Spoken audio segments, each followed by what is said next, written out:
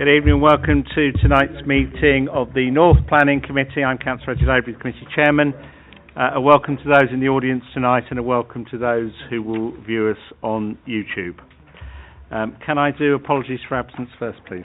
We've had apologies from Councillor Flynn and Councillor Melvin, with Councillor Chamdow and Councillor Tuckwell substituted. Do declarations of interest, please. Yes, Chair, I'd like to declare an interest in item 8 on the agenda this evening, as I'm a trustee for the Scout Association. And therefore you will be leaving the room? Correct, I will be, yes. Good. No others? No? Good. Can I take the minutes of the meeting 19th of June as agreed and accurate? Thank you. The agenda we are considering tonight has no urgent items. It does have one change from the agenda that was published by the Head of Planning. Item 11, 22 Breakspear Road South, was withdrawn following technical issues with the report by the Head of Planning earlier this week, and everyone should be aware. Items 6 to 16 are part 1 and will be considered in the public domain with the YouTube operating. We have one enforcement report.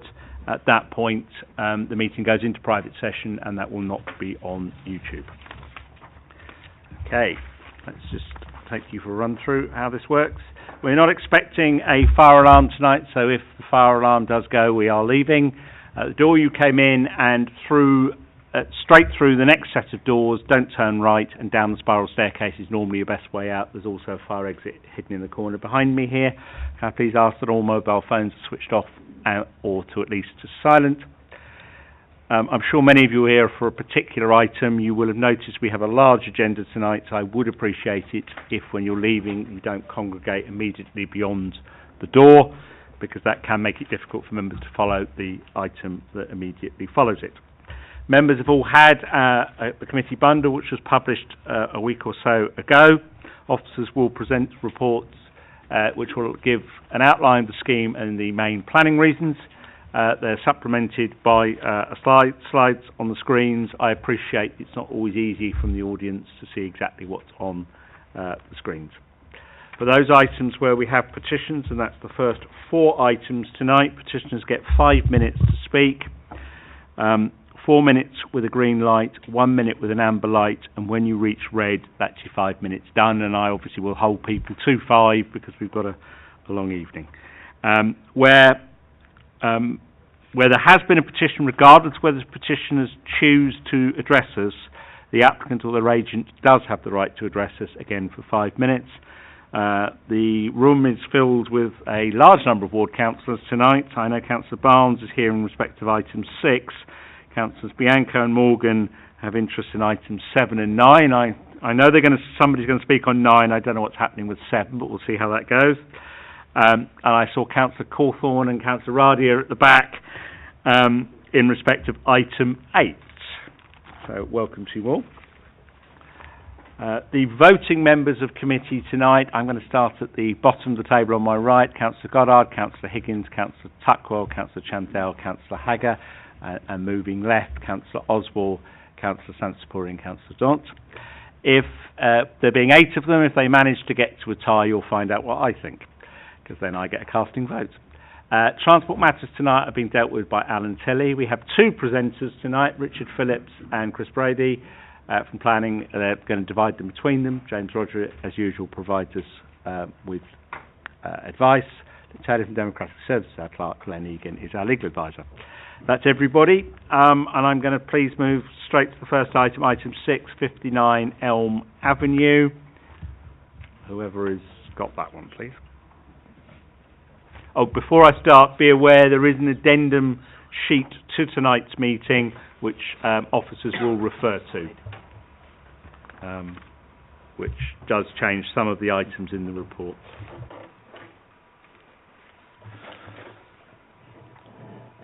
Okay, are we ready? Yeah, we are. Okay, thank you, Chairman.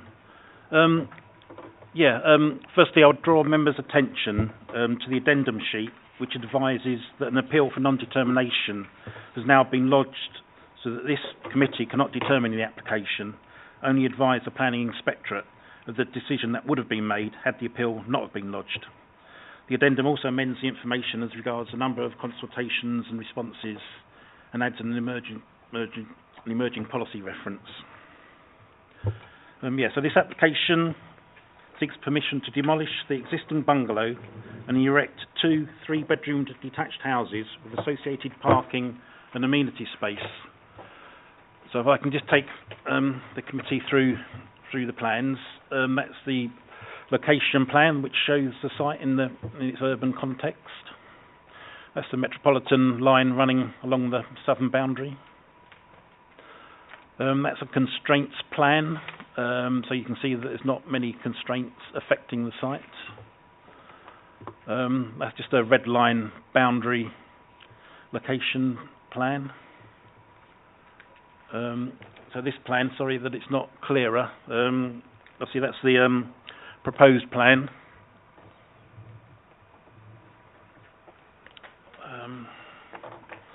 Okay, so this is the proposed floor plan and elevations of one of the units, and this is the other adjoining proposed houses, so that the two are identical and would be a mirror image in effect. So just taking you through the photographs, that's the aerial photograph of the site. That's the application bungalow as it is at present. That's the application site with the adjoining property shown. And that's a view further down Elm Avenue, again showing the application site in the foreground. That's the junction of Elm Avenue, with Oak Grove. Again, another picture showing that junction. That's the garden area of the application site. Again, that shows the application site and the adjoining properties on Elm Avenue. And again, another rear elevation of the application property. Yeah, that's the side of the application property. That shows the other side of the road. And again, another rear view of the application property and the relationship with adjoining properties. Again, another rear elevation. Another rear elevation showing the context with the adjoining properties. You just might want to note that there's no defined rear boundary line in along the garden areas there. And again, another shot of the side boundary of the house. And again, that's the rear elevation of the neighbour's property. And that's a photograph showing the junction again. And that's a view of the junction looking along Elm Avenue in the other direction. So the site is located on the southern side of Elm Avenue on a prominent corner plot adjacent to its junction with Oak Grove within an established residential area. A similar previous scheme for 2 3-bedroom detached houses was refused for 2 reasons earlier this year. The first reason concerned the adverse impact of the cramped development on this prominent open site, producing a poor quality urban design detrimental to the visual amenities of Elm Avenue. The second being the loss of residential amenity to adjoining occupiers by reason of over-dominance, visual intrusion and loss of outlook. This scheme seeks to overcome the reasons for refusal of the previous scheme by reducing the overall length of the proposed houses by 1.5 metres from 3 to 11.5 metres and redesigning the front elevation, which would now have a projecting ground floor along the full width of the house with a tiled pitched roof and a small projecting storm porch, as opposed to a 3/4 width projecting integral garage and porch on the previous scheme. The revision would result in the houses projecting some 2.9 metres beyond the rear elevation of the adjoining property, number 57, as opposed to the 4.4 distance previously proposed. And only the first 1.4 metre depth will be 2-storied. The nearest house would also be set back 1 metre from the shared boundary, so that it is considered that the current scheme overcomes the second reason for refusal. However, it is considered that the single bungalow on this prominent corner plot lends itself to an open and spacious character. Replacing the single bungalow with 2 detached houses would result in a cramped development, producing a poor quality urban design, which would significantly add to the built-up appearance of the site, detrimental to the visual amenities of Elm Avenue. As such, the first reason for refusal has not been overcome, and it is recommended that the Planning Inspectorate be advised that the LPA would have refused the application on this basis. Thank you, Chairman. Mr. Pearman, if you take a seat at the table, if you press the button on the middle of the microphone, it will light up. And when you begin to speak, we'll start the timers. Thank you, Mr. Chairman, for the opportunity to address the committee. I'd like to cover the residents' objections who signed the petition under three aspects: local heritage, the proposed building development, and parking and highway safety concerns. Now, although Elm Avenue is not a designated conservation area like neighbouring Morford Way and Morford Close, it nonetheless occupies an important place in the transition of Eastcote from a rural village to the attractive garden suburb centred around the railway station and the good transport links to London. The eastern part of Elm Avenue, which is where this property is, and some parts of the neighbouring tree-named roads were the first roads to be laid out around the new Eastcote halt. And they were sold off in plots, which resulted in the mix of good-sized, mostly semi-detached houses with some detached houses and bungalows that are there today. And that early 20th century built infrastructure remains intact in this eastern part of Elm Avenue. There has not so far suffered any demolition of existing properties and redevelopment of their sites. So we do not agree with the assertion that there is any precedent for this development. We entirely agree with the comments in the Planning Officer's report, particularly about the massing architectural style, size, scale, bulk and design would appear as a cramped form of development, and also that it represents an intrusive form of development on the Elm Avenue street scheme. We also note that these comments are very similar to an application that was made last year across the road, which was also refused. The report refers to number 59 being an exceptionally wide plot, but it is still 20% narrower than the plots for the neighbouring pairs of semi-detached houses which you saw in the pictures. It is also the shallowest plot on this part of Elm Avenue due to the proximity of the railway. And attempting to squeeze two detached houses in this plot inevitably results in a design that is cramped both externally and internally. And the room sizes, whilst they may be compliant with London Plan minima, are smaller than the neighbouring properties and we feel would give a generally lower amenity value for the occupiers. There is also the aspect about the extension, which is about 3.5 metres beyond the current building line of the bungalow and would reduce light in the neighbouring properties, especially in spring and autumn when the sun is low in the west. Now, lastly, parking and highway safety. Virtually all residents signing our petition were alarmed by the road safety implications on the very tight and busy crossroads at Elm Avenue and Oak Grove / Lime Grove, something which was stressed in the comments we submitted but barely referenced in the planning report. And I would like to quote from the Eastcote Residents Association planning rep submission, which says, "This is a busy crossroads where traffic frequently builds up and one that is known locally for accidents.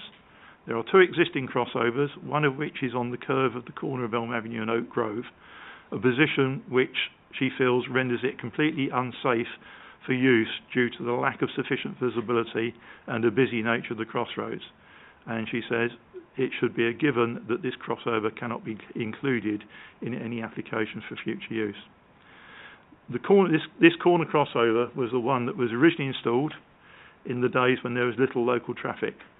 It was obviously a problem 15 years ago, as a successful application submitted in 2004 for the second crossover merely stated drop curb allowing easier access to property. Since then, traffic volumes have increased further, with people using Oak Grove in both directions to avoid Eastcote traffic lights and the increased traffic in Lime Grove stemming from the Pembroke Park estate. The drawings show that the second building, the one closest to Oak Grove, has insufficient depth at the front to even temporarily stop a car whilst opening or closing the garage doors without blocking the pavement. And reversing a car out into that busy junction on the diagonal would be extremely difficult and dangerous. There was a picture that I took earlier which showed cars stopping and turning in all sorts of directions. And then finally, with this building being 2 stories to within 2 metres of the narrow Oak Grove pavement and 4 metres of the Elm Avenue pavement, it's far closer proximity to the roads than the opposite corner, which is alluded to in the agent submission, and will significantly reduce the visibility on the approach to the junction, both for vehicles and pedestrians. And we're therefore requesting the committee to ratify the planning officer's recommendation for future refusal of the planning permission. Thank you. Any questions from members? Nope, thank you very much. Could you just turn the microphone off for me? Thank you. Is anyone here on behalf of the agent or the applicant for this one? If they are, they're keeping quiet, so I will move on. On that basis, Councillor Barnes?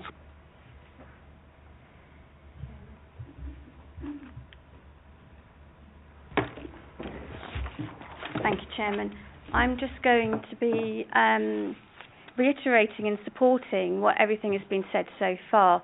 The officer's comments earlier on at the beginning of the process about the cramped and the detrimental scene of this application and the design, the very negative design that it will have on the area.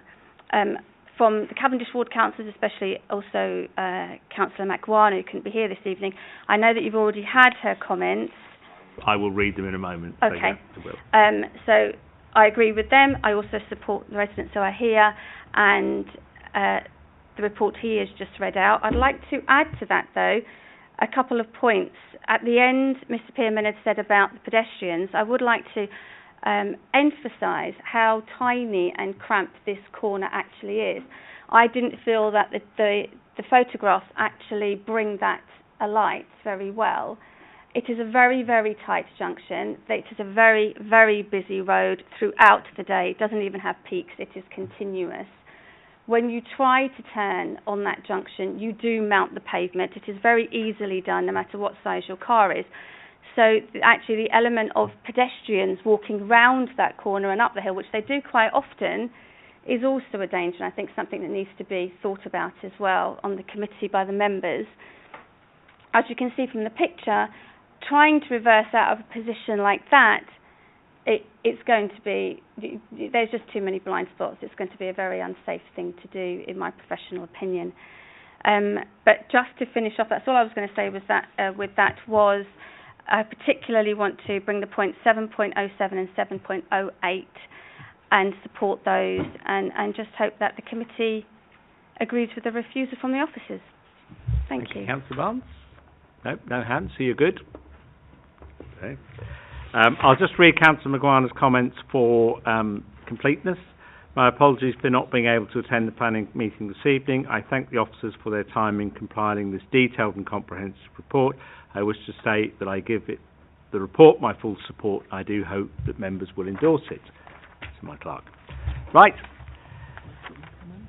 Yes, James? I wanted the officer to put that photo up because it effectively deals with all the issues in that your hands are tied because there's an existing highways arrangement, which is why we haven't got a highways refusal reason, but what it also shows is there's a very attractive bit of street scene that will be lost if you add 2 dwellings to this site. Thank you, Chairman. That clarification is helpful. Councillor Higgins. I would just go with the officer's recommendation. Councillor Sansbury? Yes, because everything is clear, the board is very, very... Okay, microphone, sorry. Yeah. Everything is clear in the officer report, so I will, support the officer recommendation. So you will, Councillor Higgins has proposed your second. Yeah. Thank you very much. Councillor Chamdell, did you have a question before I move it? Thank you, Chairman. Just a minor thing on page 12 under 7.01, third paragraph down. It says the development proposes the erection of 4 2-storey, 2-bedroom. Is that just a typo by the looks of it? Or? Oh, I think that could be a typo that's been missed. Yes. Well spotted. Well spotted. Oh. Well spotted. Right. Typos aside, it looks like our hands are tied on highways, which is a shame because this is a very difficult corner. But if there's an existing crossover on it, we are tied. But yes, that is a shame because it will be extremely difficult. Right, we are proposed, we are seconded. All those in favour of refusal, please show me. Thank you. Unanimously refused. Thank you very much. Right, I now move to agenda item 7, which is land opposite 176-184 4th Street, Eastcote.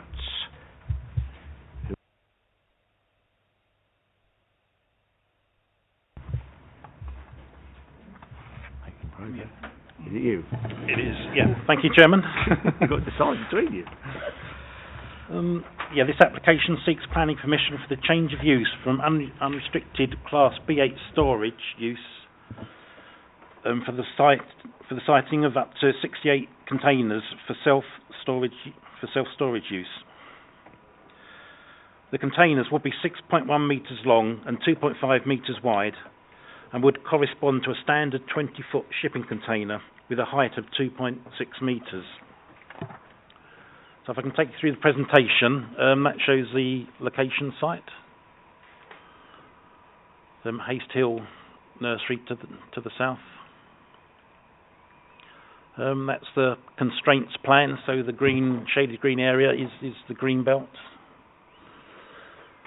So virtually the whole of the site is within the green belt, apart from that little strip of land at the frontage. Even that might be a cartographical error, but there you go.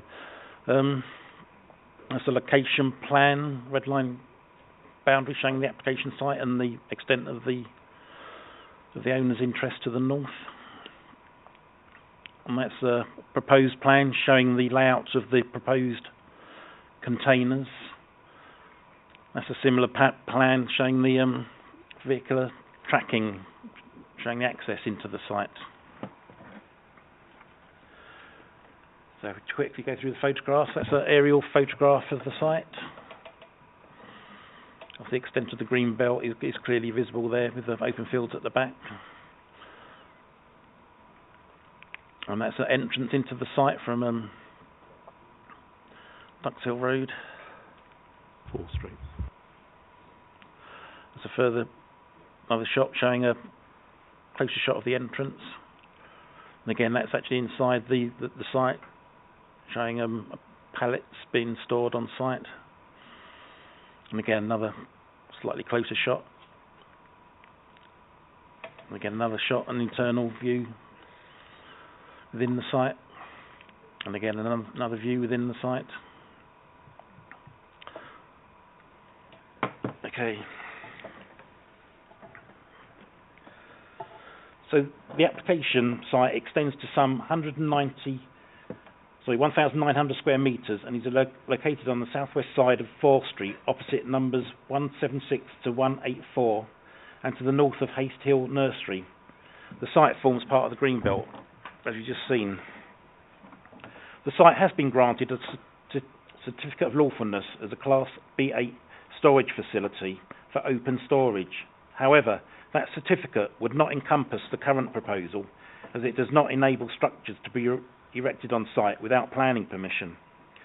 The proposal would involve up to 1,037 square metres of container-based storage being provided across the site, whereas aerial photographs from 2003 show only 2 small buildings previously situated on the northern boundary, which occupied less than a quarter of the site. The proposal is considered to represent inappropriate development within the Greenbelt and fails to demonstrate the very special circumstances needed to overcome the harm by reason of inappropriateness and any other harm associated with the proposals. Furthermore, the proposed siting of the containers close to the boundaries of the site would be visible within the street scene and the wider open countryside. They would appear as a solid block nearing 60 metres in length along the northern and southern boundaries, and would impart a very commercial character to the site. The proposal also fails to demonstrate that the use of the land for the siting of up to 68 containers for self-storage use would not result in an unacceptable rise in the intensity and frequency of traffic movements in and around the site, and it is therefore considered that the scheme will be prejudicial to highway and pedestrian safety. And on these grounds, the application is recommended for refusal. Thank you, Chairman. Petition on this one, Mr. Dixon? Or is somebody here to speak on behalf of petitioners for this one? Nope, okay. Anybody here on behalf of the agent or the applicant for this one? Nobody's going to raise a hand, good.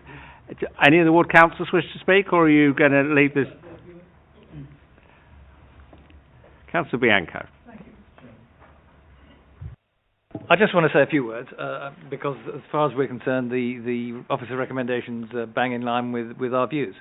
But I just want to emphasise a couple of things, and that is, of course, that this might be Greenbelt, but actually it's on the borders of Ruislip Woods. Ruislip Woods is a triple SI. It's one of only two in London. So, as I learnt today from the Mayor of Hillingdon in his speech at the Green Flag Awards. However, that's for another evening. But this seriously is right on the edge of one of our most precious resources in the borough, and to put it to the proposed use is a travesty. Apart from that, simply this is a where it isn't green belt. Right opposite is a residential area, and the lorries and whatever associated traffic that would come with such a proposal would be truly horrendous for all the residents in the area. So I don't want to waste any more of your time, but I fully support the recommendation. It needs to be refused, and a clear message needs to be sent to the applicant to go away and not darken our doorstep again. Thank you, Councillor Bianco. I think that's very clear for us. Who wants to take me out on this one, Councillor Osborne? Thank you very much, Chairman. Green flags definitely not on the agenda tonight, but I'll move the officer's recommendation. Totally agree with what's been said. I think it's pretty horrendous, actually. Thank you, Chairman. Councillor Goddard? Anybody have any other comments on this one? Good. All those in favour of refusal, please show me. Thank you. That's unanimously refused. Right, agenda item 8, the Scouts Hut 4 Ladygate Lane, Ruislip.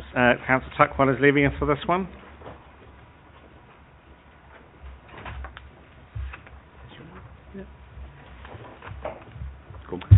Thank you, Chairman. Item 8 is relates to a full planning application seeking full planning consent for the demolition of the existing Scout Hut building and the construction of 4 residential units comprising of 3x3 bed and 1x4 bed dwellings with associated parking and amenity space. I'll take you through the plans. Here you see a location plan with the site marked out in red. You'll just see the outline of the existing Scout Hut. This constraints plan. You'll note that the site isn't located within a constrained area, a conservation area, nor is it an area of special local character. You'll see the existing Scout Hut and the existing boundary line as well there. This is just a roof plan of the existing Scout Hut, basic floor plan. This is the existing north context elevation, so you'll see how the existing Scout Hut interacts with its street scene. You'll notice to the left there's a flatted development, which is the Larchmont. Again, this is just a south context plan, which shows you a basic plan from the rear, side-facing context elevation, and the east context elevation. This is the proposed site layout plan, where you'll see the 4 dwellings. This is the 4 dwellings marked out again with the landscaping added in. This is the basic first floor plan, I believe. Yeah, but again, this just outlines the positioning of the 4 dwellings. Sorry, that was the ground floor, first floor, and the second floor. Roof plan. This is the separation distances from the Larchmont, which I'll come on to shortly.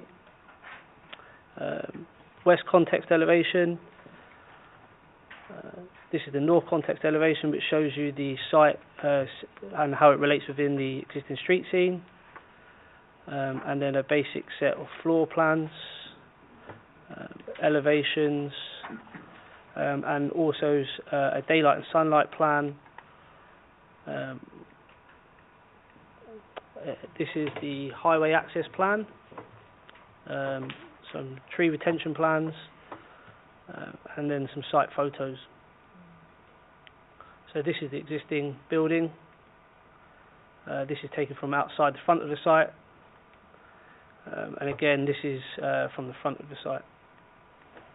So, the site is located on the southern side of Ladygate Lane, which is not within a conservation area or a special area of special local character. The surrounding area comprises predominantly of residential in character and comprises of a variety of different sized dwellings and a set of flatted developments, which you'll see to the left. With regards to the principle of development, the primary consideration with this scheme is the loss of the Scout Hut, which is recognised as a community facility. An application for the reprovision of the Scout Hut on a site in St Catherine's Road has been approved, for which the developer will be providing a contribution and is secured by Section 106. I would like to take the opportunity to refer members to the addendum, which highlights the change in wording which relates to the developer contribution. It relates to a change on page 36 of the officer's report. Recommendation notes to delete and alter the wording which states the arrangement of the contribution. The existing plans show the current built form. Let me just go back.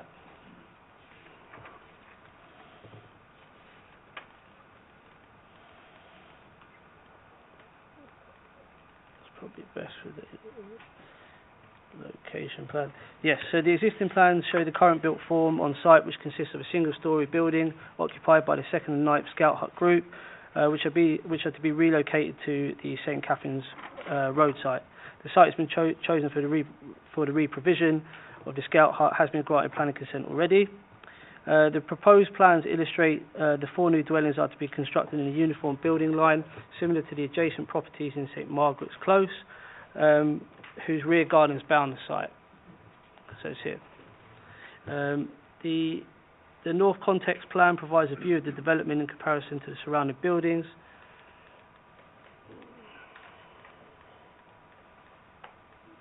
That's the North Context Plan.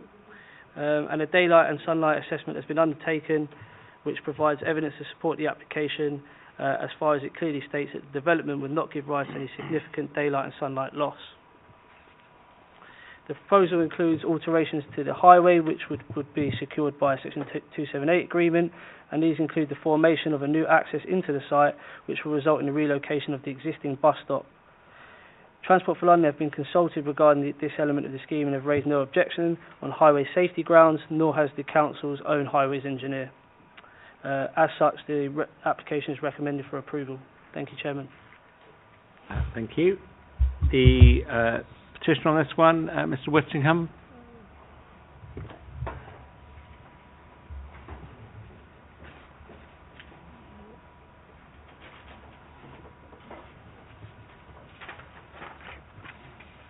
Thank you. Thank you very much for giving me the opportunity to speak. There are several key planning issues I would like to bring to your attention, which I believe you'll agree will seriously question the viability of this proposal. Many of the residents I represent are extremely worried about the massing and overlooking caused by the building of these proposed houses at such close proximity to the surrounding dwellings.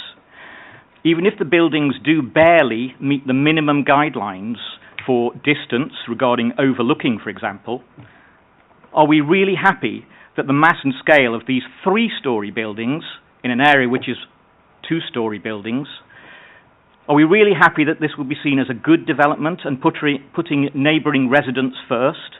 Or will it be fairly obvious in this and generations to come that they will have been awkwardly shoehorned into an area that is currently very visible and which adds unique character to this road and neighbourhood? But we also have other specific and very important concerns. With the aid of legal planning specialists, we have been strongly advised to inform you that we have identified several inaccuracies and inconsistencies in the submitted documents for this application, specifically regarding trees, which I'll itemise as follows. Throughout the plans, every single tree has been mapped with a different spread compared to the tree report diagrams produced by Keene Consultants. With Keene, for example, the horse chestnut tree over the boundary which overhangs houses 2 and 3 has a far larger spread, whose top goes directly over the roofs of the proposed dwellings. In the plan, it barely touches them. Worryingly, this is also the case for the other protected trees on the site, the lime trees. Building houses beneath or beside trees of this stature and maturity, regardless of how much you cut them back, is not considered a good development. These trees will remain as large structures that tower over or alongside the backs of the new buildings, and which will inevitably, over the mid to long term, involve huge pressure on the council to fell them in future, due to the new occupants being unhappy with the resultant effects on their rear living room light, yard light, debris such as leaves and sap on the roofs, bugs, conkers, even branches falling down from a great height, and so on. The overwhelming point here is that occupiers will inevitably look for removal of these trees. Significantly, I'd refer you to page 19 of the Planning Officer report that itself admits the following. The report notes that shade may be an issue for occupants of the houses. While this may be a matter of personal choice, the layout could be considered unacceptable if it creates pressure to remove protected trees, which would be difficult for the council to reasonably resist. And we're not just talking about shade, are we? That would pale into significance with the allied issue to this of safety. You need to cut these trees back a lot, basically make them into pipe cleaners. You have to realise that this kind of surgery of these trees could mean destabilisation irrevocably to the point that they will be dangerous and potentially fall in a storm, causing risk to health and safety. Can you take that risk? So in a few years, you've probably ended up with the loss of the very things you're setting out to protect. And the owners of over-boundary trees like the horse chestnut will not be wanting to remove them, as that would be even more to the stark issue of overlooking the St Margaret's Road properties, not St Margaret's Close, as was just mentioned. That distance of overlooking at the moment stands at the bare minimum of 21 metres, directly back to back, closer than any other house or houses in this area, and simply out of keeping with the feeling of space and scale in general. And there's surely no way a building in St Margaret's Road, Ladygate Lane or Berry Street would be approved for remodelling or building to a full 3 stories. And finally, step back and look at the overall street scene, as seen, for instance, from Berry Street, the main road going through the area. It's distinctive. What's distinctive is this site and the unique character it provides, an important feature. It's surely a reason why the lime trees were given TPOs in the first place. The addition of large and mass buildings alongside Larchmont will totally destroy that amenity. And can you imagine just a few years later, when those protected trees inevitably die or are destroyed, the reasons already mentioned, the complexion of the area can change completely. All buildings, loss of trees when we should be planting trees in a highly exposed and integral part of the neighbourhood. I haven't even mentioned the real and topical concerns regarding additional mass traffic at an already notoriously dangerous junction, the increase in vehicle emissions, and the potential dangers of having 2 bus stops very closely on either side of the junction of St Margaret's Road and Ladygate Lane. Basically, councillors, there's a general feeling that everything is bent out of shape and has to be pushed to its very limits here in order to make it work on paper. So it's all about cramming into an area that was never laid out to cater for this. Thank you. Okay. Do members have any questions? Nope, you're all right? Thank you. Aids until the applicant for this one? Aids until the applicant? Anybody here? Well, thank you.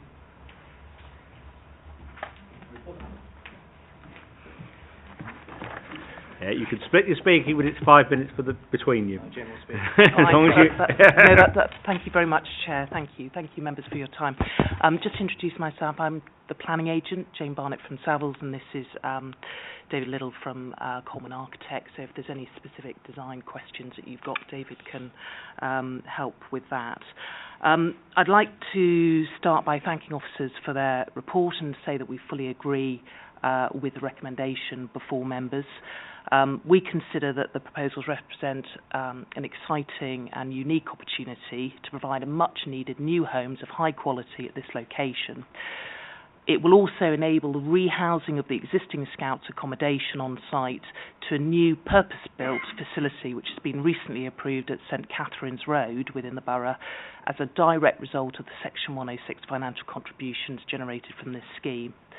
The proposals before you involve the redevelopment of a brownfield site within an existing settlement boundary in line with local policy and the NPPF guidelines on the presumption in favour of sustainable development. The current scheme has been reduced from the originally proposed 5 units to now 4 units, comprising 3 4-bed houses and 1 4-bed mews property. The footprint, scale and massing across the scheme has therefore significantly reduced. The revised layout has been very carefully considered to minimise any visual impact and nearby residential amenity. The design changes have also mitigated any possible overlooking and privacy and loss of sunlight and daylight issues of adjoining properties. In terms of trees, all protected trees will be retained as part of the landscaping strategy across the site, and there is a compliance condition which is suggested within the officer's report that all tree works should be in compliance with the approved landscaping plan and the application itself. In terms of car and cycle parking provision, the provision is policy compliant. It's in accordance with local standards, with access arrangements considered acceptable from both highways and planning officers.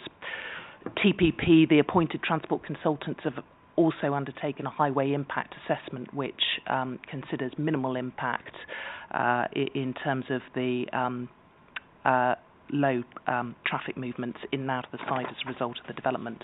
So to briefly summarise the benefits of the scheme, the social benefit is that the scheme is providing 4 new homes in the form of much needed family housing, and the scheme will also directly fund the rehousing of the Scouts to their brand new facility off-site within the borough.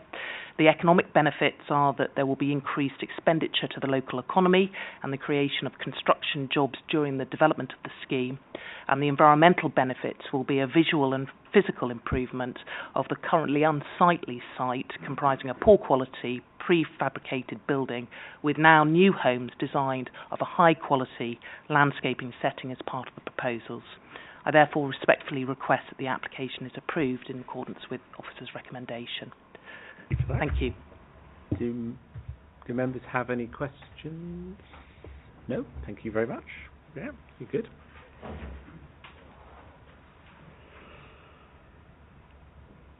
Councillor Cawthorne, I know you are speaking on this one, so you come and... Thank you. I've got the toughest job this evening because I'm the only ward councillor arguing against the recommendation of approval. I think everyone else is going with the recommendation. And as such, as always, I speak more in hope than expectation. However, I wholeheartedly endorse the comments of Mr Whittingham. I think he is one of a number of residents who has contacted me raising concerns about the impact of this application. I would not have said the loss of the Scout Hut was really one of the primary considerations given the reprovision in St Catherine's Road, and I appreciate that this is very much linked to that. Nevertheless, the application still needs to be acceptable. Indeed, I was party to assisting the Scout Hut to identify an alternative site. So I have sympathy with them, but this still needs to be acceptable. And I do feel, notwithstanding the case of the report, this is an application which really does stretch the parameters of acceptability to their very limit, given the scale of what is proposed at this location, even though there's a reduction in 1 unit. And I do think there is a respectable argument for refusal which should be made. One can say that this is compliant, but these things are really subjective in my view, and I would argue in many respects it's actually not. For example, policy B19, I would question very much whether this does in fact complement the amenity and character of the area, which it is required to do in terms of policy. This really does seem to be setting development against nature, considering the impact on the trees to the boundary with St Margaret's Road properties. Part of the proposals to accommodate the quantum of development before us is to raise the crown of the protected trees quite significantly to 8 metres, I understand, and I'd have thought impacting on the light and shade of the new dwellings too, as has been already indicated. Anyone who has stood in the gardens of the properties of the St Margaret's Road dwellings that are affected, as I have recently, will see that residents' face being overlooked for several months of the year, as I understand it, given the changes that are being put forward. And it does seem to me that, with due respect to the case officer, the proposal does the bare minimum to pass muster from a compliance perspective, as the applicant seeks to crowbar the maximum level of development when I'd have thought our aim should be to press for the very best standard of new build with optimum amenity for both new and existing residents. In terms of highways, briefly, I was quite surprised by the officer's comments and TfL's comments about the move of the bus stop. It does seem to create what's been described as a bottleneck, given the existing challenges with displaced traffic from High Street 2 and Breakspear Road closures. But having said all that, I appreciate the position you're in as members. I can see what the recommendation is, and if you cannot be persuaded to see the grounds or recognise there are grounds for refusal, then I would at least urge that consideration be given to some mitigation in terms of the visual impact, in terms of options for screening, for example. And I will leave it there for you to consider. Thank you. Thank you, Councillor Cawthorne. Any queries to the councillor? No. Thank you very much. The head of planning wishes to help us, which is always useful. There's been a number of material planning considerations raised, but I think trees is the real biggie on this site. In terms of neighbour impacts, it complies with all the standards. In terms of highways, there ultimately isn't. I don't think we can debate highways, but there's not anything that we could use to refuse a planning application. It's trees that's the real issue here in terms of.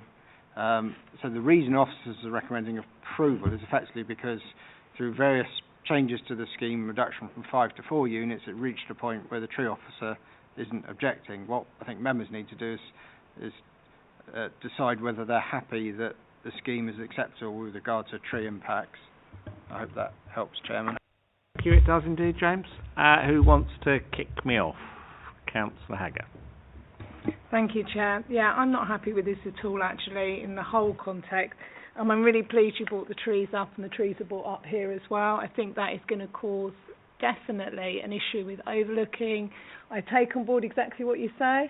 As they're growing and what's going to happen and when they need to be cut down and what's the visual impact.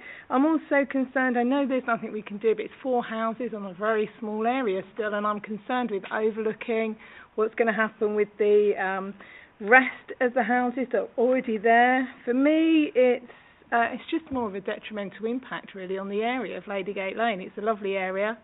I understand that, they're going to relocate the Scout Hut. Obviously that's a bonus. That's a good thing. But for me, personally, trees definitely, the distance between the new build and the existing buildings, I know that's legally okay. We haven't got anything on that, have we, actually? So I think it's just going with the trees. Thank you. Okay, Councillor Chamdale. Thank you, Chairman. I think I agree with what Councillor Haggard has said. To me, it seems like an unbalancing.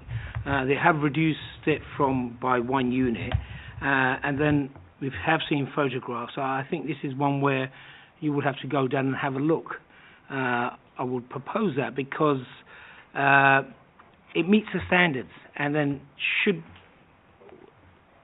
we go down the route that we're going to refuse it, you've got to have reasons that we should stand up to the inspectorate.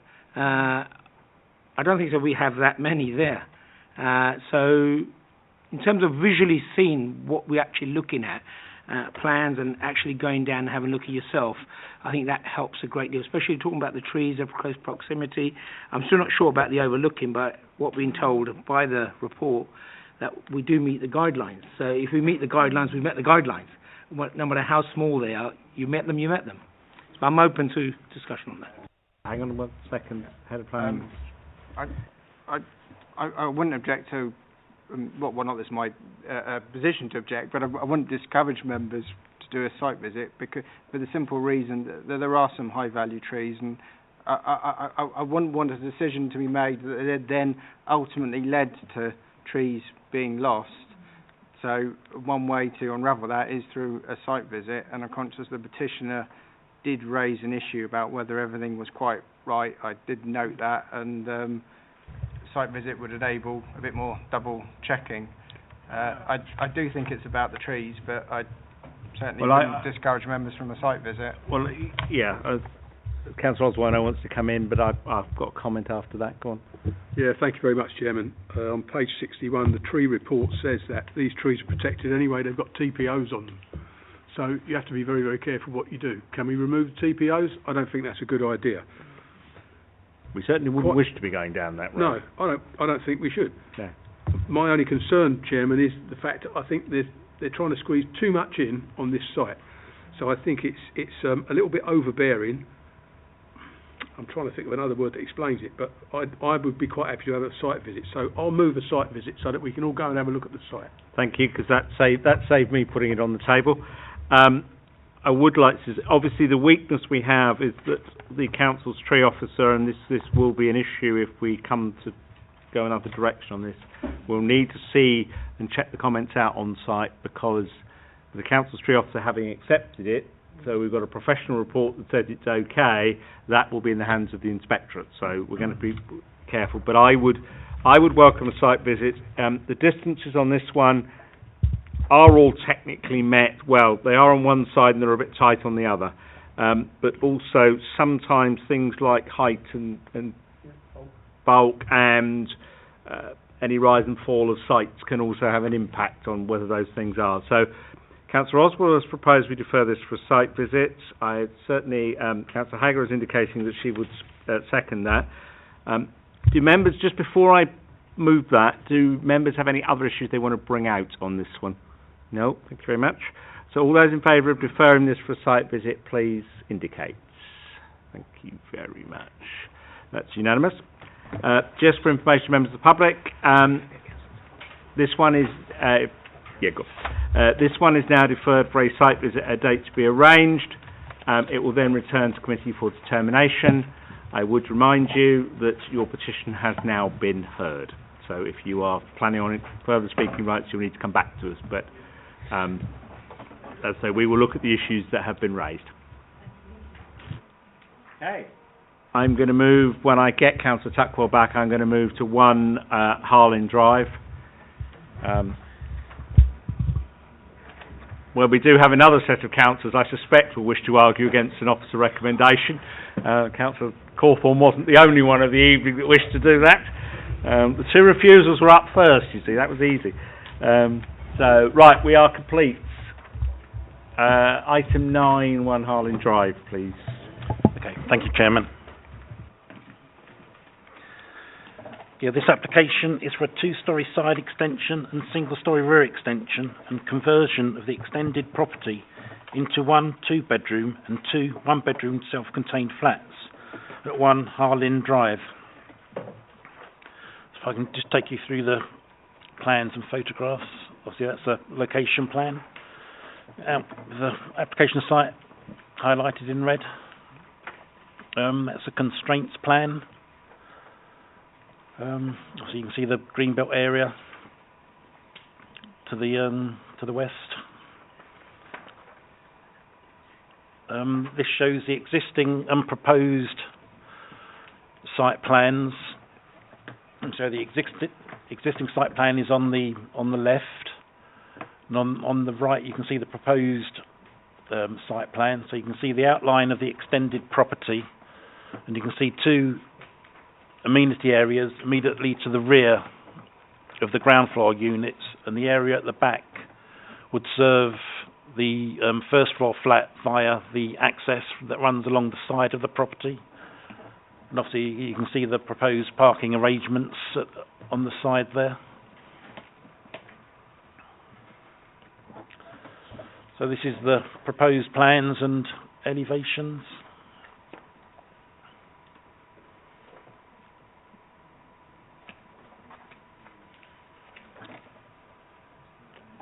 So this is a shot of the property that adjoins the site at the rear, number 3,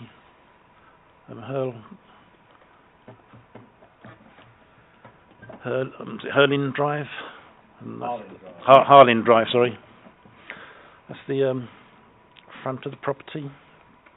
Again, you see it there, slightly further distance away. Again, the front of the property again. Again, that's the rear of the property. And again, it shows you the rear of the property and shows you part of the street scene at the side. And again, another shot of the rear of the property. Again, rear of the property.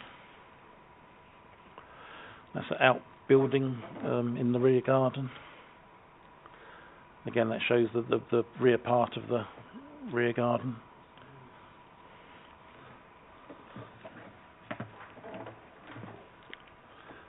So the application property forms one of a semi-detached pair of properties on a triangular plot at the junction of Harlan Drive and Tolkien Drive within an established residential area. The properties face the junction so that their outer flank walls face one of these two roads. A previous scheme of extension was approved at this property in April 2018, with the only difference being that the single-storey rear extension now proposed would have a depth of 3.6 metres as opposed to the previously approved 3.5 metre depth.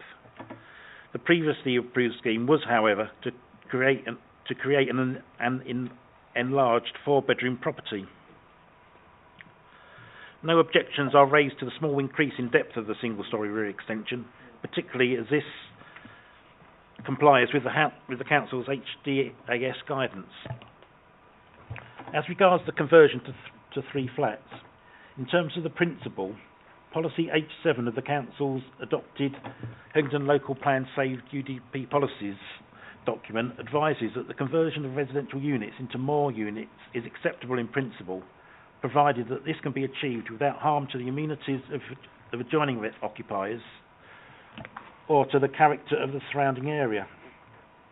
As regards the character of the area, the Council's adopted HDAS Residential Layouts Design Guide advises that the conversion of properties into flats can detract from the traditional family residential character of an area where too many properties have been converted, and in this regard advises that conversions should not make up more than 10% of properties within a 1 kilometre length of road. In this area there are some originally built maisonettes which form part of the original character of the area, but there is no evidence to suggest that any properties have been converted. As such, there is no objection in principle to the proposal. A flat conversion scheme involving this property was refused in July 2018, but it did not involve the principle of development. However, it was refused due to the size of the extensions, including a proposed rear dormer, a first-floor rear window resulting in overlooking of number 3 Harlan Drive, and the excessive width of the proposed dropped curb at the side. This proposal overcomes these reasons for refusal, as the extensions have been reduced in size. The proposed rear dormer and the projecting first-floor rear extension, which contained the rear window, have been omitted, and the width of the drop curb has been reduced. In terms of the amenities for the new units, the internal floor space standards are satisfied for the one-bedroom flat described as Flat 1, which would have a floor area of 53 square metres, and Flat 3, with 2 double bedrooms, provides 69 square metres of floor space, which is only very marginally below the required 70 square metres. This shortfall would not justify a reason for refusal at only 1 square metres. There is an issue with Flat 2, which I believe the Head of Planning and Enforcement would like to explain after this presentation. The scheme does provide sufficient external amenity space to satisfy council standards.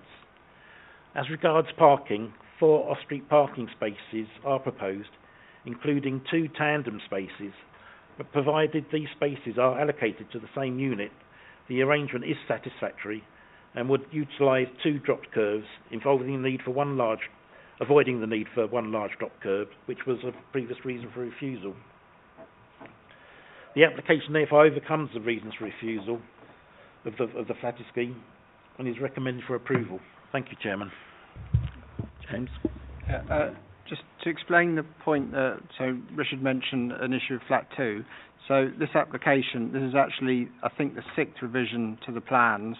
This application was withdrawn at a late stage prior to an earlier committee meeting.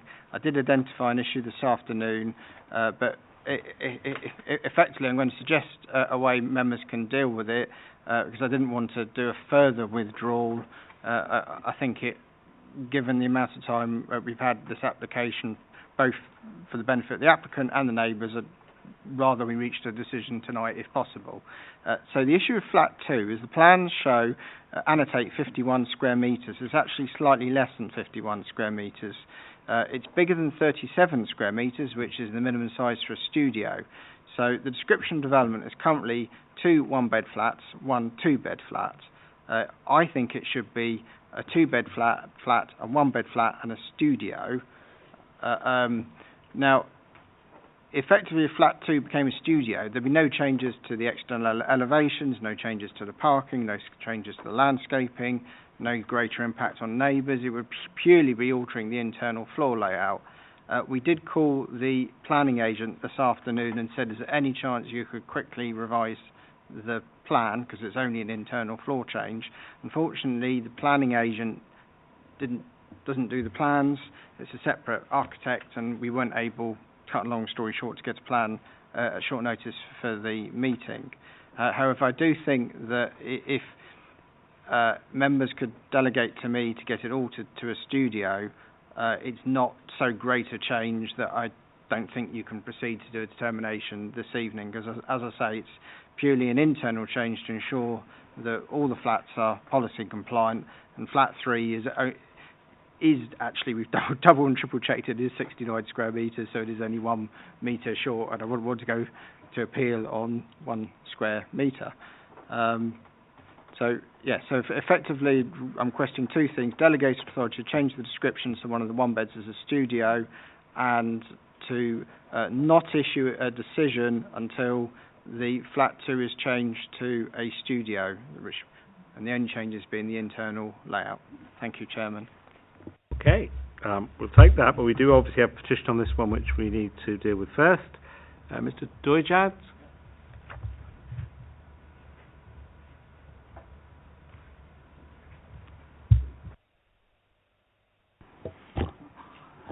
Thank you, Chairman, giving me opportunity to explain the situation and explain why we would like to refuse this particular application.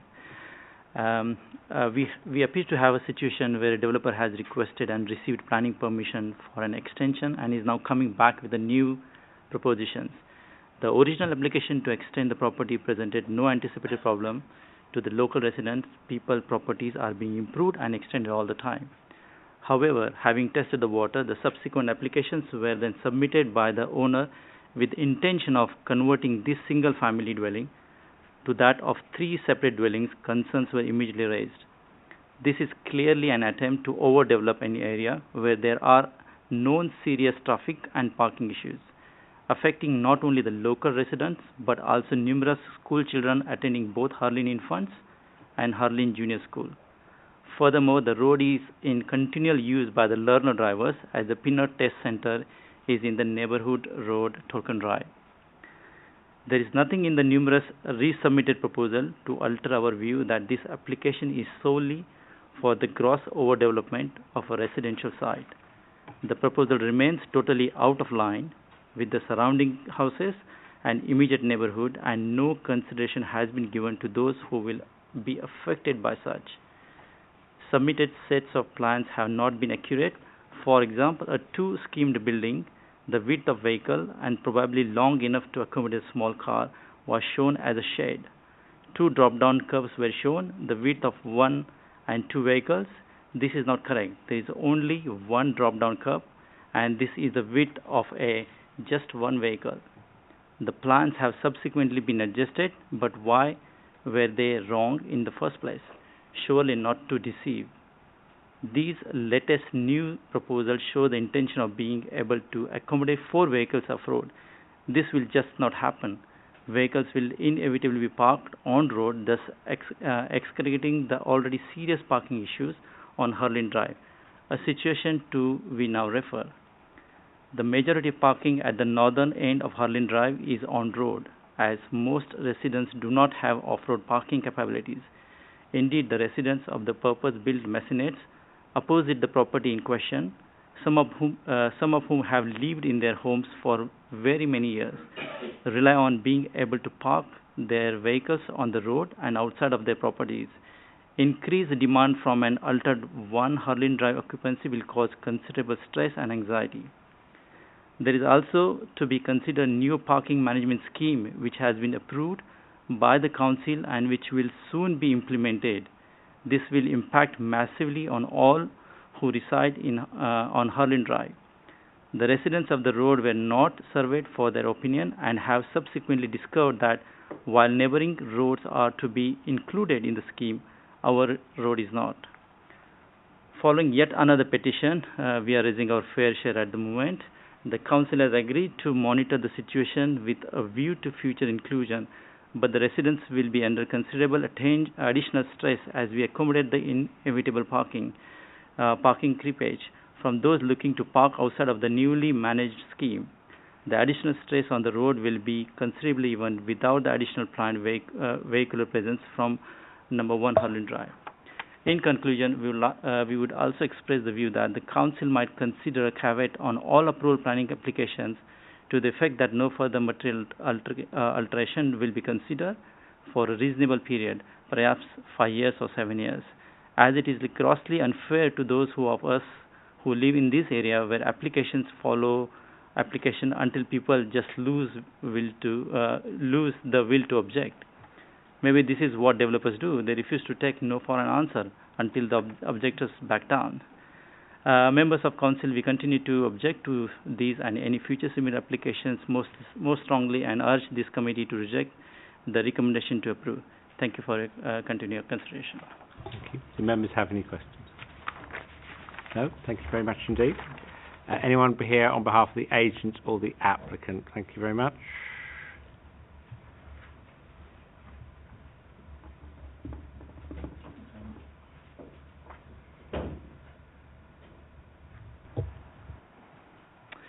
Thank you for the opportunity to present our case this evening in respect to the plan application at 1 Harlan Drive.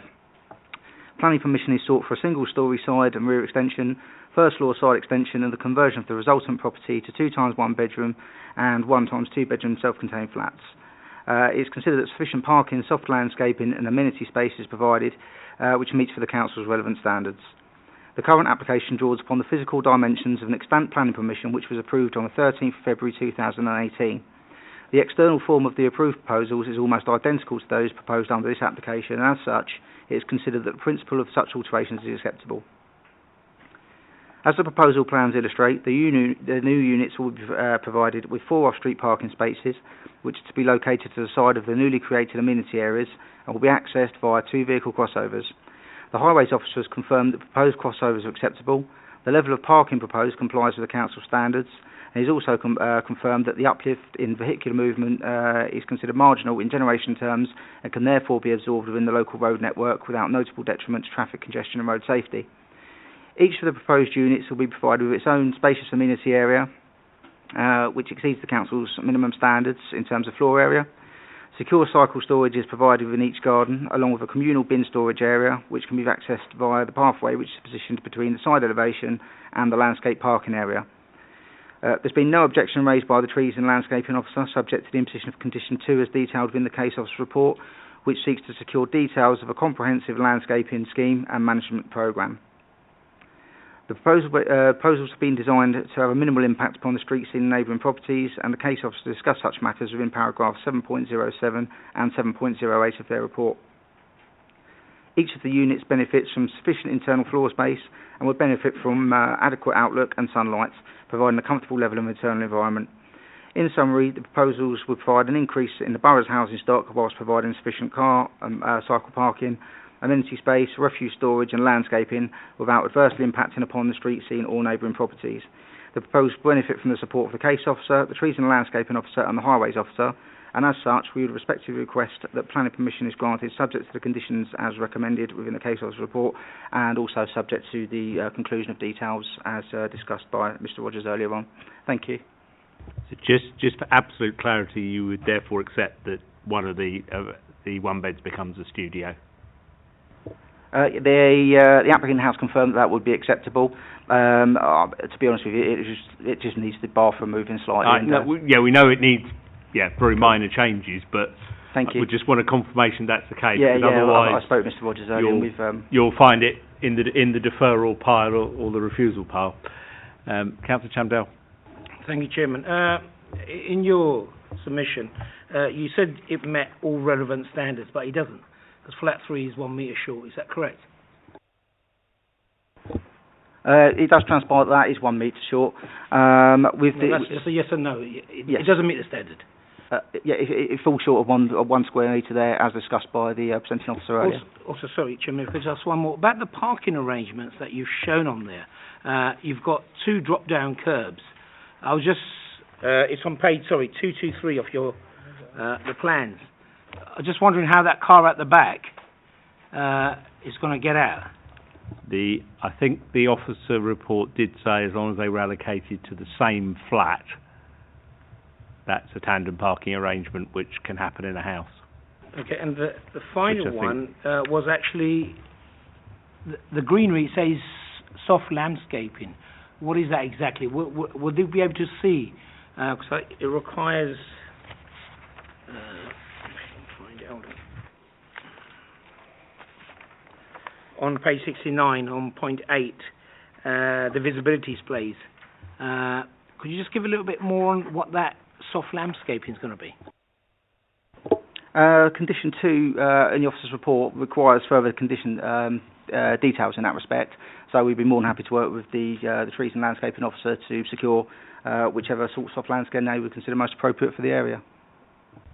Is more on the point of visibility, that if you're pulling the car out, you can see 2.4 metres either side. Mm. The head of planning will cover that, so I think we can deal with it. I sense no more questions. I think you're done. Thank you very much. Councillor Morgan, you wish to add some words to this one?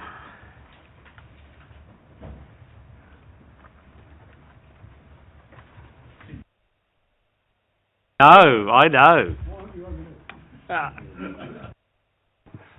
Thank you very much, Mr. Chairman, committee members and council officers. I'm actually with our residents on this particular point.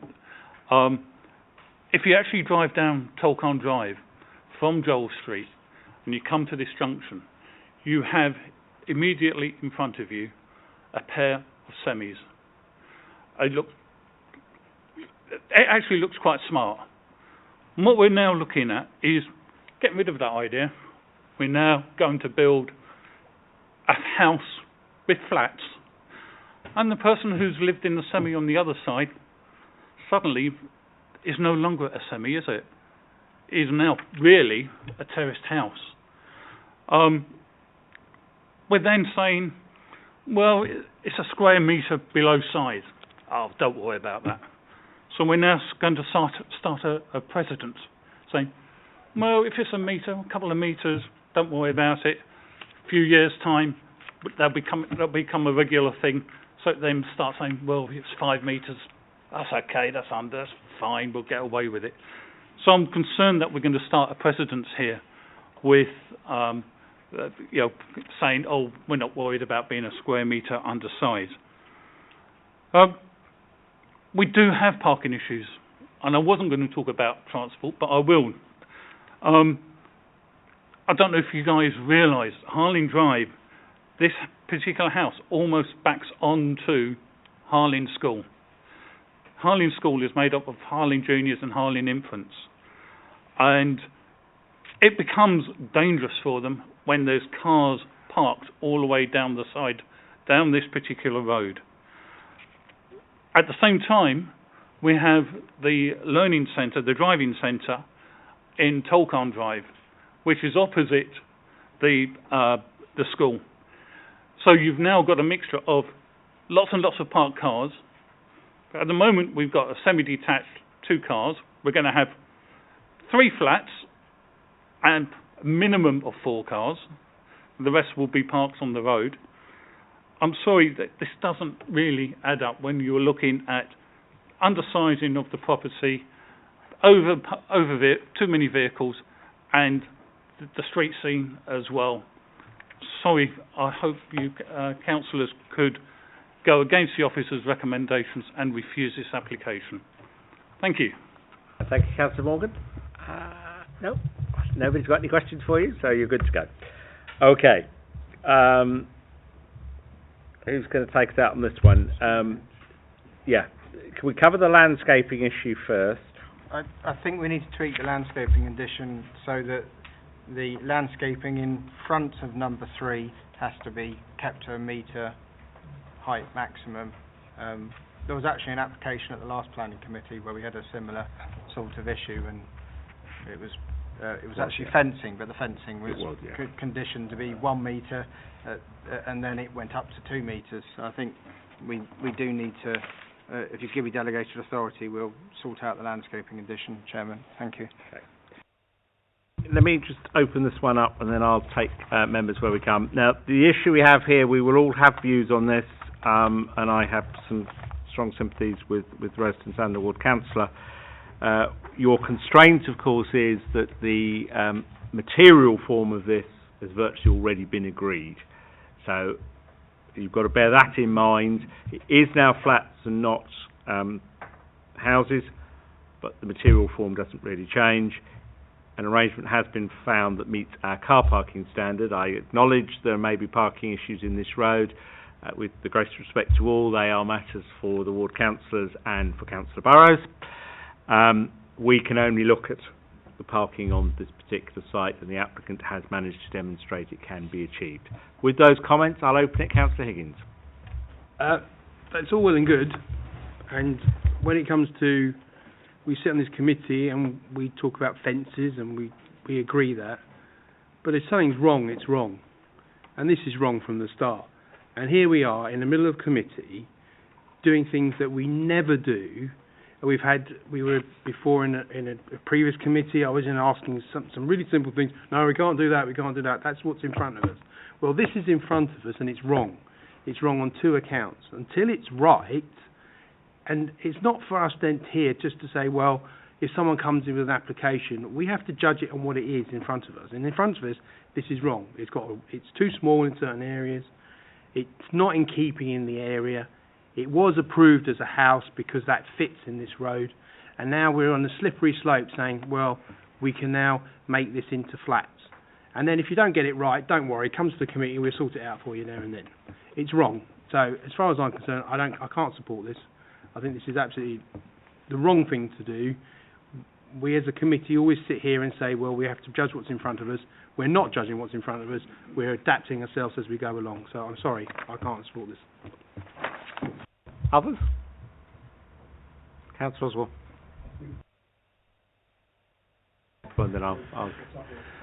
Thank you, Councillor. Thank you, Chairman. I mean, it was mentioned in the I think the applicant there about, it's increasing the housing stock, but it's always sad to see, a family home not proceeded. But the question I had really is, we talk around the sort of the 10%. What do we know about the street? Because it's got a lot of masonettes on it. Where are we in terms of the flattage percentage? We'll ask, but for clarification, I'll put 2 clarifications on the table. One is the flattage percentage doesn't refer to it refers to conversions that have happened, which the officer indicated were minimal. I would also remind members that we have had some difficulties at appeal with that. Considerable difficulties at appeal. I'm only going to say this because I know this part of the borough. In effect, I know Harlan Primary School, and this area is not characterised by the immediate area by lots of blocks of flats, so I'd be gobsmacked if you're even close to going over 10% here.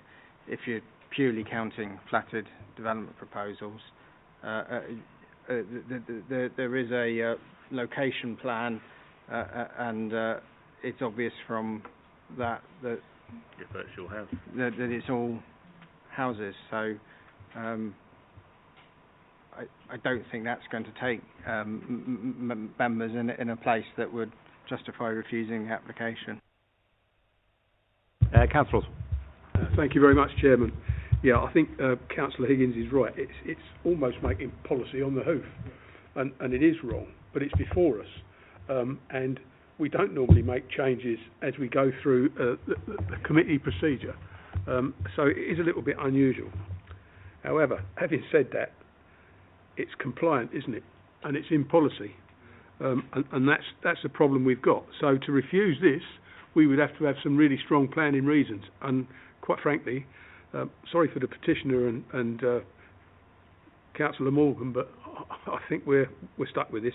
We're stuck with a recommendation of approval, so I'll move it, Chairman. Move the officer's recommendation. Anybody else got any views on this one before I ask for a seconder for that? Subject to the studio. Subject to obviously the delegation to the head of planning to get that minor tweak to the plan. We could defer it, but it's only going to come back with the minor tweak, so we may as well. We won't deal with a substantive issue. It'll be exactly the same. It'd be exactly the same in all real respects. It'd have one line removed. So subject to that and the landscaping condition tweak, do I have a seconder? Councillor Hagger, thank you very much. All those in favour, please clearly show me. It's everybody. Councillor Higgins, you're against? Yes? Okay. That one's approved. Alright, let's do land at Garage Block, Southbourne Gardens, Ruislip. We're beyond petitions now, so who?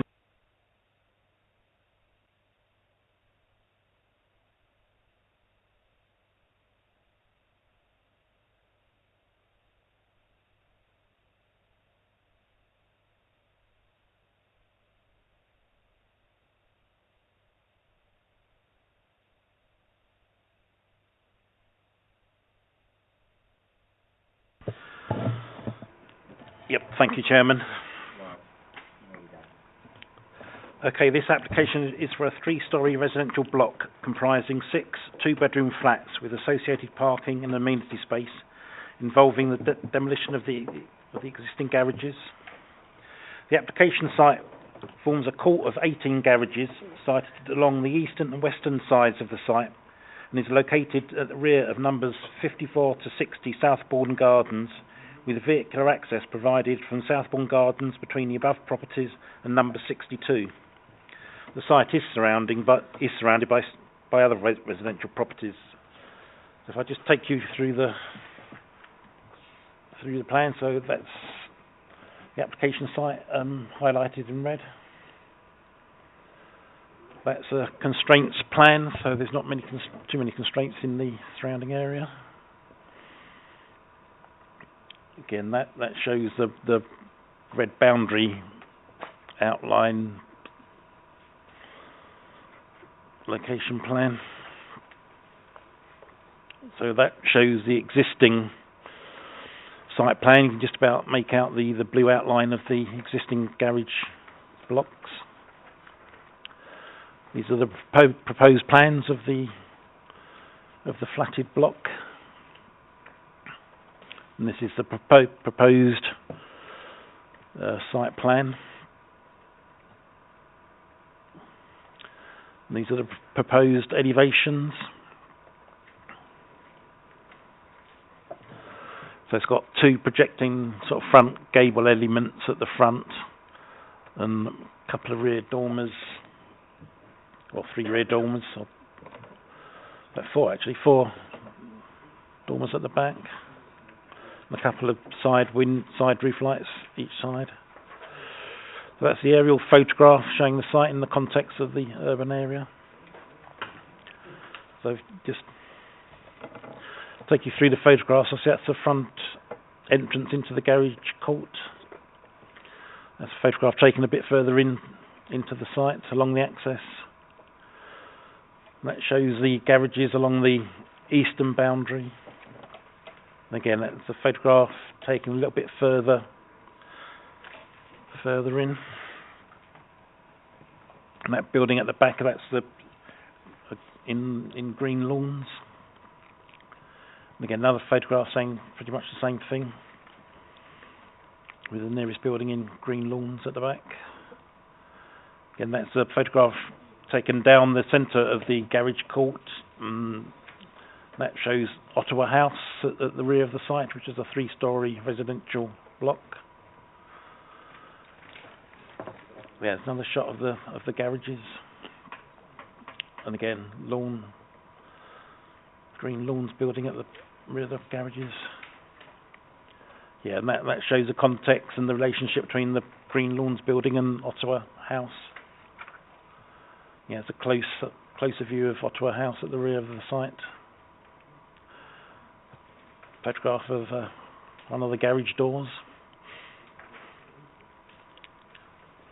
And that's a picture taken back down the site. And that's another one taken back down the site looking towards Southbourne Gardens. Not sure that shows much. Yeah, and these are pictures of the rear gardens of properties in Green Lawns. So again, another view at another side of the properties in Green Lawns. So again, that's the corner of the properties in Green Lawns. So again, another picture showing the rear gardens or properties in Green Lawns.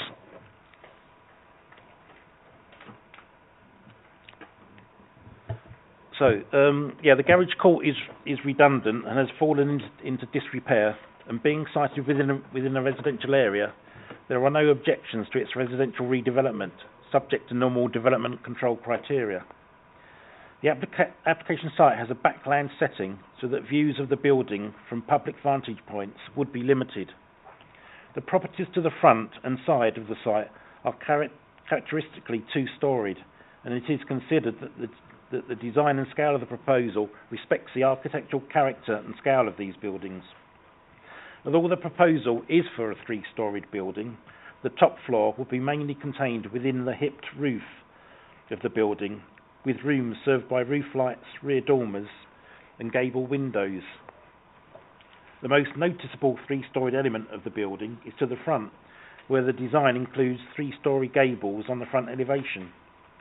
However, the building here will be viewed against the backdrop of the much larger three-storied Ottawa house to the north. In this context, the building is considered acceptable and would not have a detrimental impact on the visual amenities of the street scene. In terms of neighbouring properties, the proposed building is set off 1 metre from the western boundary, 3.85 metres from the eastern boundary, a minimum of 4.4 metres from the northern boundary. The main habitable rooms in the proposed flatted block face front and rear. To the front of the building, the rear elevations of numbers 54 to 56 Southbourne Gardens are sited some 21 metres away, and these properties have their private patio areas to the side of a rear projection set back the same 21 metre distance. As such, the council's minimum 21 metre separation distance to maintain privacy will be satisfied. To the west, numbers 2 to 8 Dollis Crescent have good-sized rear gardens backing onto the site and would maintain a minimum 28.5 metre distance to the shared boundary. To the north, the front elevations of numbers 29 to 37 Dollis Crescent are separated in excess of 22 metres, and as Ottawa House would be sited at a 45-degree angle to the proposal, its nearest corner would be 17.6 metres away, which satisfies the council's minimum 15-metre separation distance to safeguard against buildings appearing over-dominant. And although this building's amenity space at the rear would be overlooked within a 21-metre distance, this area is already a communal area overlooked from the flats that it serves. As such, its sense of privacy would not be unduly compromised. To the east of the block, the rear elevations of numbers 1 to 4 Green Lawns would face the application site, set back a minimum distance of 13.15 metres from the side wall of the proposal. But the submitted plans show that the nearest habitable room window within Green Lawns would maintain a minimum 15-metre distance to the nearest part of the proposal, so that it also would not unduly appear dominant in accordance with the council's design guidance. The proposed units have internal floor areas that satisfy national housing and the mayor's standards, and with approximately 250 square metres of amenity space being provided, the scheme satisfies 150 square metres of amenity space required in order to satisfy the council's amenity space standards. In terms of traffic and parking issues, as compared to the use of the garage court when it was fully active, the proposal is likely to generate fewer traffic movements. In terms of the proposed parking, To fully comply with the council's maximum parking standards, 9 off-street parking spaces should be provided, whereas only 6 are proposed. As the site only has a relatively low P-tail score of 2 and the surrounding road network has an all-day controlled parking zone, the council's highway engineer recommends that the scheme should be resident parking restricted to prevent future occupiers from obtaining parking permits within the local area.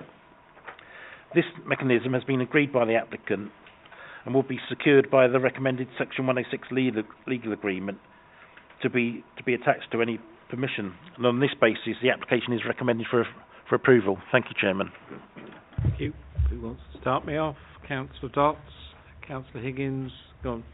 You're first. Thank you, Mr. Chairman. Question I have to the officer: the entrance to the garages between number 60 and 62. Is there enough wide for the emergency vehicle entrance and manoeuvring the vehicles to come in and go out? Thank you. Alan? Thank you very much, Chair. Yes, I can confirm that the width of the internal access road is sufficient for emergency service vehicles. Thank you. That includes... Oh, good. Councillor Higgins, you were next. Yeah, thank you, Chairman. Sorry, are we actually... is this an outline planning application? This is a proper... It seems a bit... I can understand maybe residents... There was 9 complaints. Let's be true, there was some objection to this. I do find it a bit overdeveloped, actually. But, you know, that's for the rest of the committee to come to that conclusion.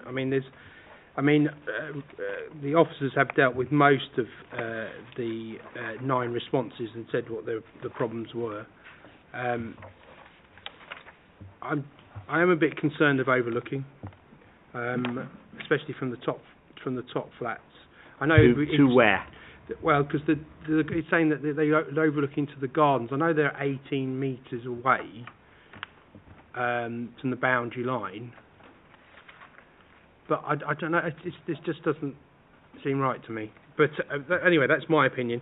The thing I did want to notice as well is those garages look like they have asbestos. I don't see anything in here about removal of asbestos.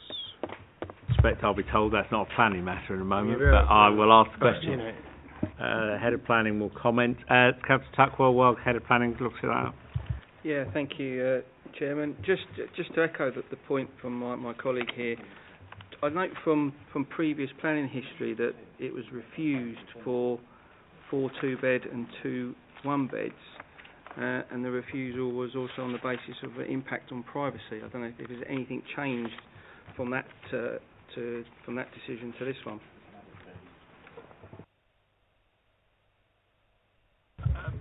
I know there's a debate going on up here about something else. Richard, could you comment on the previous scheme and what's different? Do we know why it appears a similar size scheme, what the council is indicating to me, and yet we're now in a position with a full accept report. What are the design changes from the previous? I suspect there are some.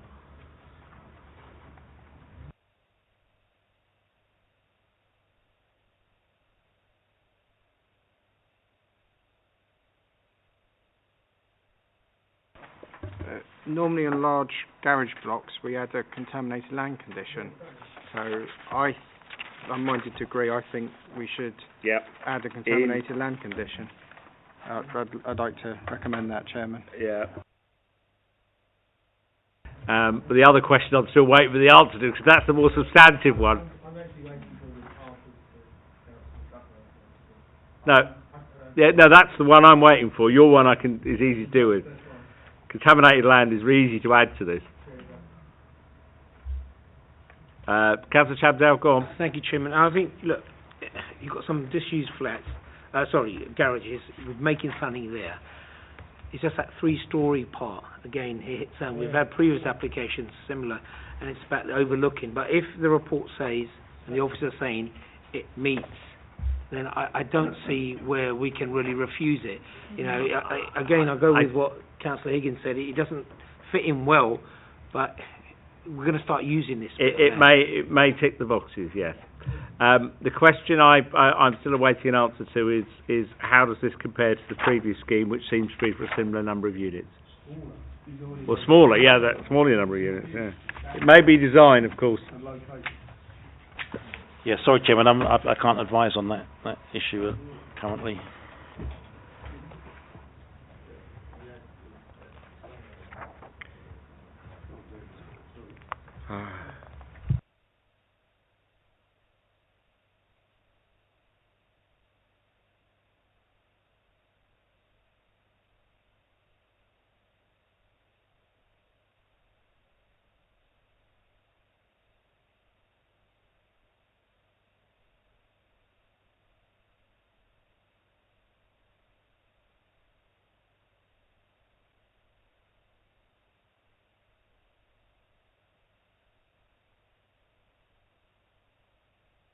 Get a commentary.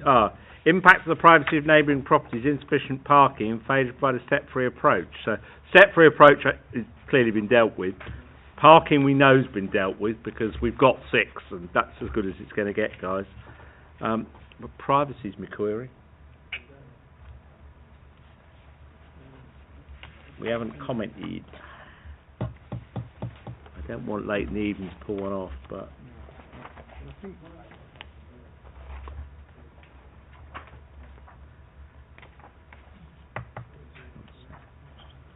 Councillor Tuttle, do you want to come back in? Sorry. Thank you, Chair. Whilst people are sort of having a little look through, the scheme's got some merits because, it deals with some dilapidated, some garages. So it's got some good merits there.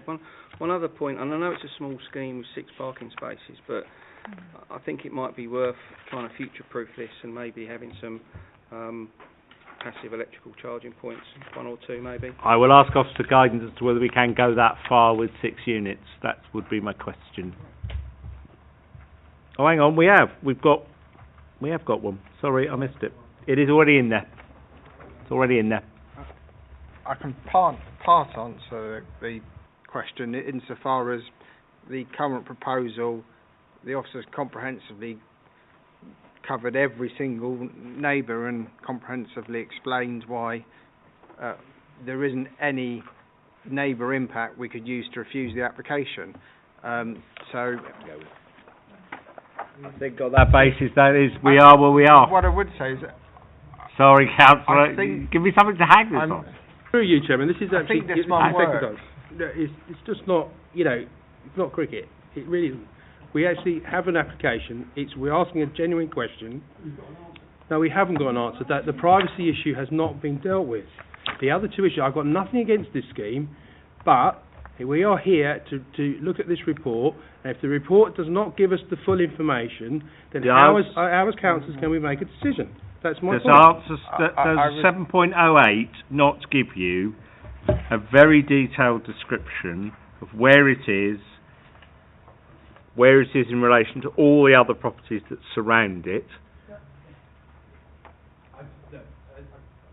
Yeah, Chairman, I don't have an issue. Yes, the report says it. I can read that. That's fine. But we have looked through the report, and the report also says that a scheme that was low amount of units was refused, and mainly over the privacy issues. All the other issues have been addressed. I'm asking officers to give me that information, so as a committee we can make that decision formally. That's all I'm asking for. Before we've had deferred, or officers have run to their workstations to get their papers back. But, I don't want to do it. It's late at night.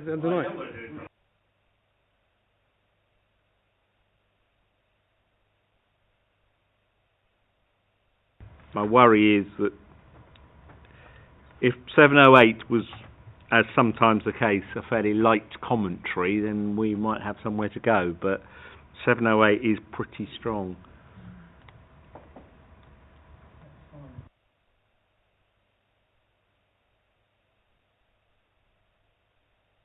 She's obviously delegated the job. I can see what's happened here. I'm digressing slightly. I did have a slight concern with trees on an early application, so I caved in very quickly. But I don't have any problems with this scheme. So I think it does tick all the boxes. So, we, Hang on, do we... The reason for refusal reads the proposed building, by virtue of its size, scale, bulk, height and proximity, would be detrimental to the amenities of the adjacent occupiers by reason of its loss of privacy from the rear amenity space of numbers 54 to 56 Southbourne Gardens and the overdominance from numbers 1 to 4 Green Lawns. So,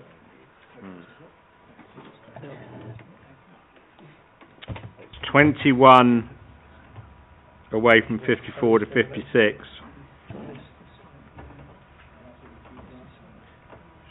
One to 4 would face the application sites a minimum of 13.15 from the side wall, but 15 to the hab room. Could I just point to the Yeah, of course. the plan on Absolutely. the screen, because that shows the 15-metre distance from the nearest tabbed room window in the adjoining Green Lawns building, so that was the reason why it's refused, and now it complies with our 15-metre distance standard. It was positioned in the building last time out. Yeah. I think we're dealt with. Right. proposed, sorry, the last plan is further, it's further this way. This way. You get it, James? So it's here. We get it? Yeah. Okay, I think we're there. A proposal and a second.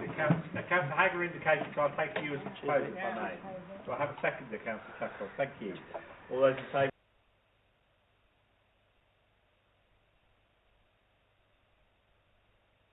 Can I move to item 12, Northwood Health and Racket Club, Ducks Hill Road, Northwood. I was going too fast there. Right, whoever. That's Richard again.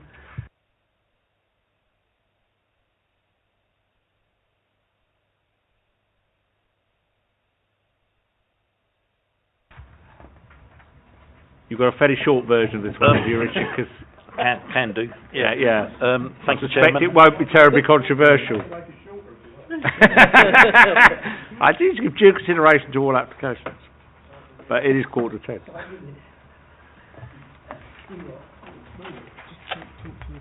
Yeah, sure. We just put the plans up on it, please. Yeah, sorry. I'll Okay, ask this for is further the, detail if members seek it. Application site highlighted in pink. It's a constraints plan. It shows the Greenbelt. Greenbelt and the extent of buildings of the Within it. existing health and sports complex. It shows the red line boundary where this new indoor pool and spa facilities will be provided. And again, that's the existing site plan. And that's the proposed site plan. Another proposed site plan. These are elevations. That shows a cross section across the site. Yeah, another site plan. That's clear, so this proposal has essentially been largely already been granted, but this proposal just seeks to slightly extend the facilities being provided. I mean, two small wooden saunas are being proposed, about 5 metres by 5 metres and about 3.6 metres high. There's a spa garden. There's a small connecting corridor. But So a very modest proposal. Very modest proposal. It is within the green belt, but it is Allegedly. but it's seen largely against the existing massive bulk of the building. There's no real detrimental impact.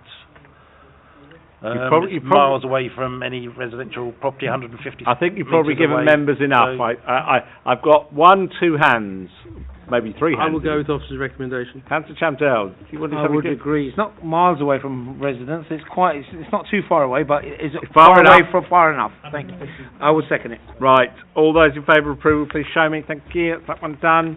The next one I'm going to shortcut, if I may. It's a telecoms application which is recommended for refusal. And the second paragraph gives it to you, scale, size, 20 metres, etc., etc. Councillor Hagger. Thank you. Councillor Oswald. Thank you. All those in favour of refusal, please show me. Thank you. Right, we do land adjacent to 30 Harvey Road, Northolt. Somebody's going to explain this one to me. Is this you, Chris? You just skipped Chris's one. Oh, did I? Oh, Terry, sorry. My big moment.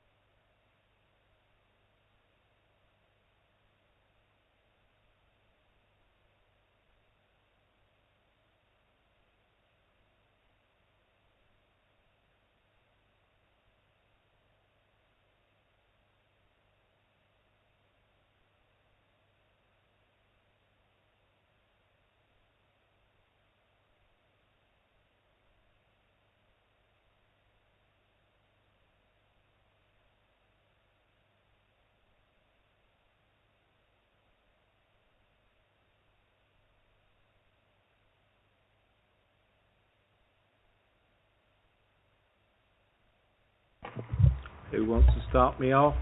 Anybody? Councillor Tuckwell? Councillor Oswald? Thank you. Got a couple of questions really. Oh, there is an addendum on this one which amends condition 8. Sorry, I'll just draw it to your attention. Yes, sorry. Okay. Thank you, Chair. Couple of questions on this really in relation to, I mean, Harvey Road is a fairly unique road in the borough because it sits all on its little lonesome, the other side of the Polish War Memorial. The road is made up of two very distinct sort of characteristics. Have we got any detail about what the sort of, I know we said we're going to sort of make the design look similar to the neighbouring houses, but in terms of the facade and the sort of the type of brick that we're going to use, because I wouldn't want to have a completely different sort of red brick building or something completely out of character with the other masonettes. So have we got any information on that? Are you requesting that condition 3 be enhanced? Would that be where you're going? I think that might be a because it says details to include information relate, bright, type, colour, photograph, whatever. But are you requesting an enhancement to that? Yeah. All too often you certainly see some two houses that sits completely out of sync with everything else in the... Hopefully not approved by us.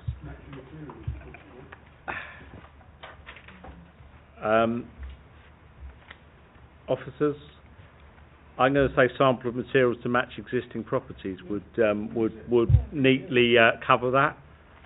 Because the existing one says all works, details should include, make, product, type, some photographs and images. Well, let's have the materials and let's have them to match existing. Surely. Yeah? Tweak the condition? Right. Has that one done? There was another one in relation to the access road, which has got these the bollards. I was just going to ask a question. Is there sort of pedestrian access onto the golf course, or is there any way of getting on, escaping the boundary of Hillingdon into Ealing that needs to be... Not that people would ever wish to do that. Alan, it's your one. Thank you, Chair. There is no access from the access road onto the golf course. However, I will look carefully at the legal aspects of the existence of the bollards and vehicles having access to gain access to the 4 car parking spaces. So I think we need to look very carefully at that, and I'll be speaking with Glenn. That is in a 278 anyway, isn't it? Yes. Yes, the applicant has agreed to pay those fees. Yeah. Okay, we done? Just right. Before I do that, just for some reason I've got a very odd job title in E&F, so just a minor... It's probably an old one. It's a very old one. You probably had one, that job, you've had a number of James over the years. That's about 8 years ago. We've had a proposer, Councillor Hager was indicating as a seconder, I think. We are done on this one. All those in favour, please show. Thank you very much. Item 15, is this... We can skim straight through it if you want. Move the officer's recommendation, Chairman. Has everybody, before I do that, has everybody read the addendum? Because there was a submission that you all got in the week. Have you all seen the addendum, which is the tree officer's response? So you're all happy with the addendum and therefore happy to move it, yes? We haven't got a photo on well, okay, don't worry. Members are happy. Councillor Oswald moved it. Councillor Higgins has seconded. Nobody else has got any questions. All those in favour, please show me. That one is done. Can I have a noting for item 16, please, the S106? Can I now have the live feed switched off and confirmation